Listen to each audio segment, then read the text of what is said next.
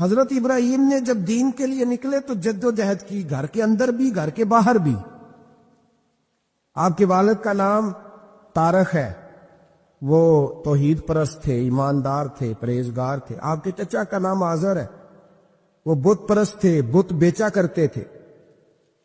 حضرت سیدنا ابراہیم علیہ السلام جب میدان عمل میں نکلے تو حضرت ابراہیم علیہ السلام نے اپنے گھر سے جہاد شروع کیا، لڑنا پڑا۔ گھر کے اصولوں سے چچا نے جو رواج بنائے ہوئے تھے اس رواج سے ٹکرائے۔ فرمایا میں اپنے گھر کے اندر یہ بت پرستی نہیں ہونے دیں گا۔ چچا کو ایک دفعہ نہیں، بار بار 100 دفعہ سمجھایا۔ آپ کا چچا بت بنا کے بیچا کرتا تھا۔ حضرت ابراہیم علیہ السلام تھوڑے بڑے ہوئے تو کہنے لگا کہ چلو میرے ساتھ، تم بھی بت بیچنے ہیں، ہمارا کاروبار ہے۔ حضرت ابراہیم ساتھ نکلے تو بت پکڑا ہے، گندے پانی کے اندر اس بت کو ڈبوتے ہیں، کہتے ہیں کسی نے خریدنا ہے تو خرید لو، نہ یہ نفع دے سکتا ہے نہ نقصان دے سکتا ہے، جو اپنا آپ نہیں بچا سکتا تمہیں کیا بچائے گا، خریدنا ہے تو خرید لو۔ چچا کہنے لگا تو کاروبار چمکا رہا ہے کہ تباہ کر رہا ہے۔ گھر میں بڑے معاملات خراب ہوئے، جھگڑے ہوئے، لیکن حضرت ابراہیم علیہ السلام ایک منٹ کے لیے بھی اپنے گھر کے اندر بھی کمپرومائز کرنے کو تیار۔ یہ تھوڑا مشکل میں نے پہلو چھیڑ دیا ہے، یہ تھوڑا مشکل پہلو چھیڑ دیا ہے۔ بڑا سمجھدار آدمی ہے پر بیوی سے پردہ نہیں کرا سکتا، سیانا ہے، پنچایت کا بندہ ہے، جو اس سے آپ کہیں گے وہ بات یہ سنائے گا، لیکن کہتا ہے نہیں جی میں نے کوشش کر لی ہے۔ کس قسم کی کوشش ہے صاحب، یہ کیسے ہو گیا؟ حضرت ابراہیم علیہ السلام نے گھر کے اندر سے فرمایا نہیں کرنے دوں گا، گھر کے اندر بھی ٹکرائے۔ فرمایا تم جو بھی ہو، پاش پاش کیا چچا کے اصولوں کو، اور باہر جب نکلے تو صرف علاقے کے چیئرمین سے نہیں ٹکرائے، ایم پی ایم این اے وزیر مشیر سے نہیں ٹکرائے، سپر پاور نمرود دنیا کا واحد حکمران تھا اس وقت، دوسرا کوئی حکمران ہی نہیں تھا، اکیلے حکمران سے جا کر ٹکرائے۔ کوئی ساتھ فوج نہیں تھی، کوئی ساتھ ان کے طاقت بظاہر دنیا داری کی کوئی نہیں تھی، پر حضرت ابراہیم جا کے ٹکرائے۔ اور میرے رسول پاک صلی اللہ علیہ وسلم نے سند بیان کی، فرمایا افضل الجہاد کلمۃ الحق عند سلطان الجابر۔ فرمایا سب سے افضل جہاد یہ ہے کہ تو ظالم بادشاہ کے سامنے کھڑے ہو کے حق بات بیان کر دے، یہ سب سے بڑا جہاد ہے، یہ سب سے افضل الجہاد کلمۃ الحق عند سلطان الجابر، سب سے بڑا جہاد۔ حضرت ابراہیم کھڑے ہو گئے، سپر پاور سے ٹکرائے۔ یہاں ہم لوگ حکمتوں کا شکار ہیں، دیکھیں گے، کریں گے، سوچیں گے، اور مولوی صاحب کو ویسے کہتے ہیں آپ پرہیز کریں سیاسی باتوں سے۔ بھئی اللہ کے ہر نبی نے جا کے وقت کے ظالم حکمران کو لتاڑا ہے، للکارا ہے، یہ تو مشن انبیاء ہے۔ حضرت سیدنا ابراہیم علیہ السلام نے اس کو جا کے کہا کہ تو جھوٹ بولتا ہے، تو جھوٹا ہے، تو خدائی کا دعویٰ کرتا ہے، تو بہت بڑا ظالم ہے، اور قرآن مجید نے ساری بات کو بیان فرمایا۔ حضرت ابراہیم علیہ السلام سے کہنے لگا میں رب ہوں، تو آپ نے فرمایا میرا رب تو وہ ہے جو زندہ کرتا اور مارتا ہے۔ تو پھر آپ حق بات بیان کریں گے تو اللہ مارے گا کہ بندہ مارے گا؟ کچھ بھی نہیں ہوتا، کیونکہ زندگی موت کس کے ہاتھ میں ہے؟ اللہ کے ہاتھ میں۔ زندگی موت اللہ، کچھ بھی نہیں ہوتا۔ انسان صحیح سمت کا تعین کرے اور صحیح چلے۔ حضرت علی شیر خدا سے کسی نے کہا تھا کہ آپ کے بڑی دشمنی ہے، کوئی محافظ رکھ لے۔ آپ فرمانے لگے موت خود بہت بڑی محافظ ہے، وقت سے پہلے آتی ہی نہیں، بڑی محافظ ہے، وقت سے پہلے۔ علامہ نورانی رحمۃ اللہ تعالی علیہ کراچی جیسے شہر میں رہا کرتے تھے، جہاں گام گام پہ خطرہ تھا۔ لوگوں نے کہا حضرت اتنے بڑے لیڈر ہو، آپ کی جماعت کی 62 سیٹیں ہوئی قومی اسمبلی میں، ایک ایسا وقت بھی آیا تو کوئی ایک آدمی بندوق والا۔ آپ فرمانے لگے مجھے ضرورت ہی نہیں، اس لیے کہ جس خدا رسول کے لیے میں نکلا ہوں وہ خود ہی حفاظت کرنے والے ہیں، ضرورت نہیں ان چیزوں۔ تو بھائی حضرت ابراہیم ٹکرائے، اور آپ کا انداز کیا ہے؟ جا کے کہا کہ تو نہیں، خدا وہ ہے جو زندہ کرتا۔ اور اس نے ایک بیوقوفوں جیسی دلیل دی۔ ایک آدمی کو کل پھانسی دینی تھی تو اس کو بلایا، کہنے لگا تجھے کب پھانسی ہے؟ اس نے کہا کل۔ کہنے لگا جا تجھے آزاد کیا، زندگی دی، اس کو چھٹی دے دی۔ ایک عام آدمی بیچارہ بیٹھا تھا، اس کو پکڑ کے نا کہنے لگا اس کی گردن اڑا دو۔ کہنے لگا دیکھ لو میں بھی زندہ کرتا اور مارتا ہوں۔ وہ جو کل مرنے والا تھا میں نے زندہ کر دیا ہے، اور جس کو پتہ ہی نہیں تھا کہ میں نے مرنا ہے اسے پکڑ کے میں نے مار دیا ہے۔ یہ بیوقوفوں جیسی دلیل ہے۔ حضرت سیدنا ابراہیم علیہ السلام چاہتے تو اسی وقت دلیل توڑ دیتے کہ تو کیا بیوقوفوں جیسی بات کر رہا ہے، اگر تو زندگی دیتا ہے تو مرے ہوئے میں جان ڈال کے دے جس کو تو نے مارا ہے۔ لیکن حضرت ابراہیم نے دیکھا کہ بیوقوف ہے، بیوقوفوں سے بحث نہیں ہوتی، دلیل بدل لی جاتی ہے، ان کی عقل کے مطابق بات کی جاتی ہے۔ حضرت ابراہیم فرمانے لگے میرا رب وہ ہے جو سورج مشرق سے نکالتا ہے اور مغرب میں غروب کرتا ہے، تو اگر رب ہے تو مغرب سے نکال کے مشرق میں غروب کر۔ فبہت الذی کفر، کافر لاجواب ہو گیا، اس کے پاس اس چیز کا کوئی جواب نہیں تھا۔ علامہ اسماعیل حقی نے خوبصورت فقرہ لکھا ہے، خوبصورت جان ڈال دی ایک جملہ کہہ کے۔ حضرت سیدنا علامہ اسماعیل حقی رحمت اللہ علیہ فرمانے لگے چونکہ نمرود بیوقوفوں جیسی باتیں کر رہا تھا، اگر وہ یہ کہہ دیتا نا کہ میں سورج کو نکالتا ہوں مشرق سے، میں غروب کرتا ہوں معاذ اللہ مغرب میں نکالتا ہوں، تو آپ اپنے رب سے کہیے کہ وہ مغرب سے نکال کے مشرق میں غروب کرے۔ علامہ اسماعیل حقی فرماتے ہیں رب کریم کی آواز قدرت تھی، مالک حضرت ابراہیم علیہ السلام کے اس اگر وہ کہہ دیتا اور حضرت ابراہیم دعا کر دیتے تو رب کریم نے فرشتوں کو تیار بٹھایا ہوا تھا، فرمایا اگر یہ کہہ دے میرے خلیل سے کہ سورج مغرب سے نکال کے مشرق میں غروب کرنا ہے تو تیار رہنا، جس طرح خلیل کہیں گے ویسے ہی کر دیں گے۔ واتخذ اللہ ابراہیم خلیلا، ابراہیم ہمارا دوست جو ہوا، جیسے کہے گا ویسے کر دیں گے۔ حضرت سیدنا ابراہیم علیہ السلام کی باتوں کا جب جواب نہ دے سکا، دلیل نہیں بندہ دیتا، پھر لڑائی کرتا ہے، پھر جھوٹے موٹے اعتراض کرتا ہے۔ دلیل ختم ہوتی ہے تو لوگ ذاتیات پہ اترتے ہیں، کہتے ہیں یہ کھانستا صحیح نہیں، دیکھتا صحیح نہیں، دلیل ختم۔ اب ذاتیات پہ اترے، کہنے لگے مجھے پتہ چلا ہے کہ یہ فلانی جگہ گیا تھا تو وہاں جا کے اس نے اس طرح کیا۔ پھر لوگ ذاتیات پہ اترتے ہیں، جب دلیل کا جواب دلیل سے نہیں دے پاتے پھر ذاتیات پر اتر کر حملے کرتے ہیں۔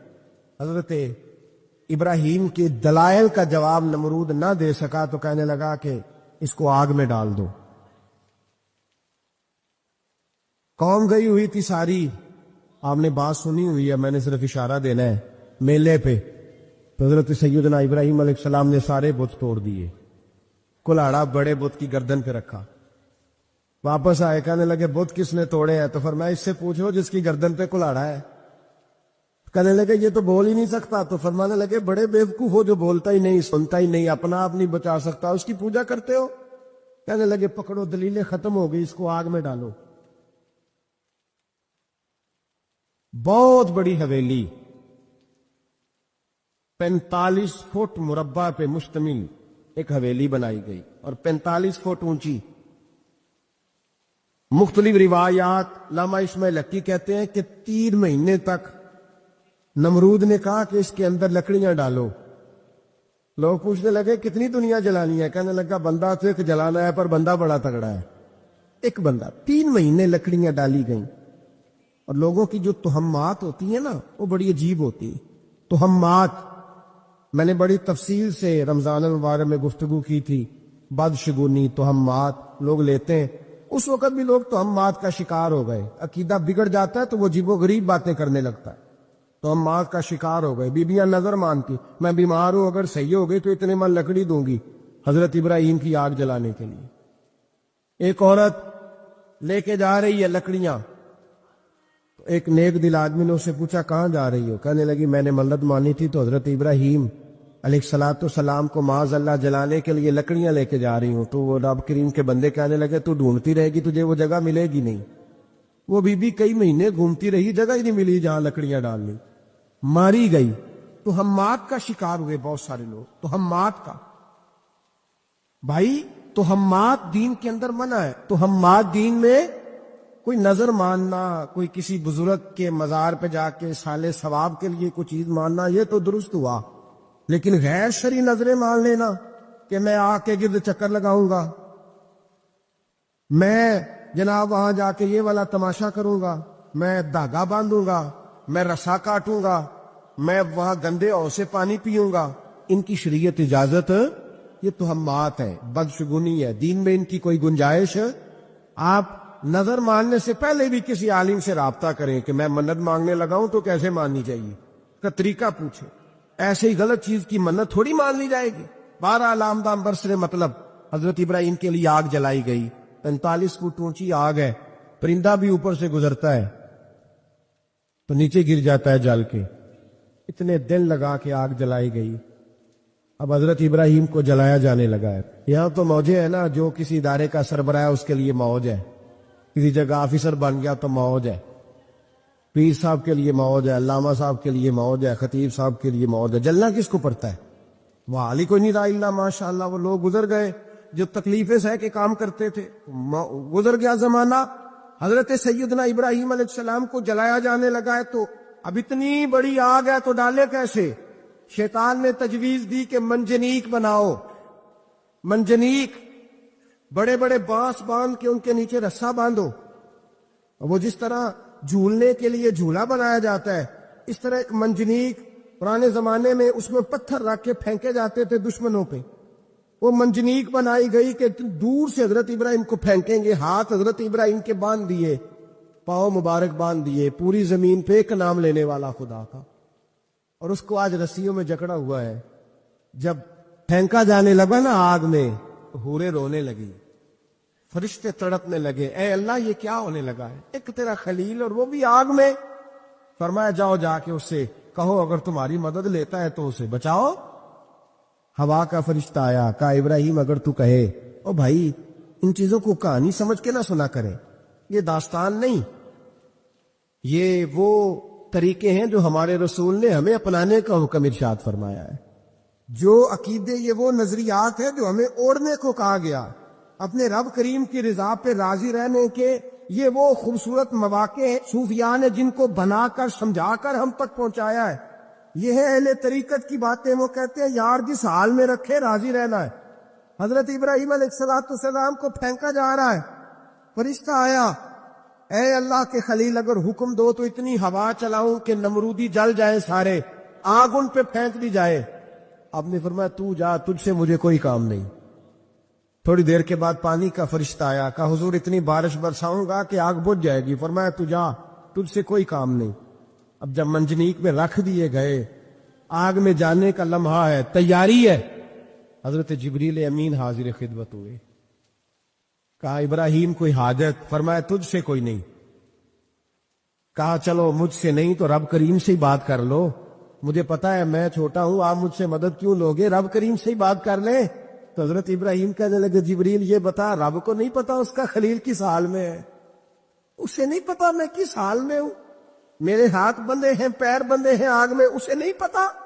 بتایا تو اسے جاتا ہے جسے خبر نہ ہو. تو اگر اسے پتا ہے, اگر وہ جلانے پہ راضی ہے تو میں بھی جلنے کو تیار ہوں, میں تیار ہوں, میں تیار ہوں. اسے کہو ٹھیک ہے.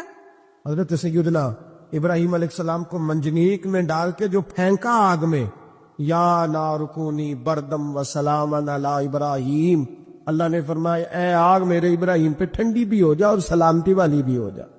حضرت ابراہیم کو 2 فرشتوں نے بٹھا دیا زمین پہ. پھول کھلے ہیں, کونپلیں مہک رہی ہیں, کلیاں خوشبو دے رہی ہیں. حضرت ابراہیم نے سر سجدے میں رکھ دیا, سبحان اللہ والحمد للہ ولا الہ الا اللہ واللہ اکبر.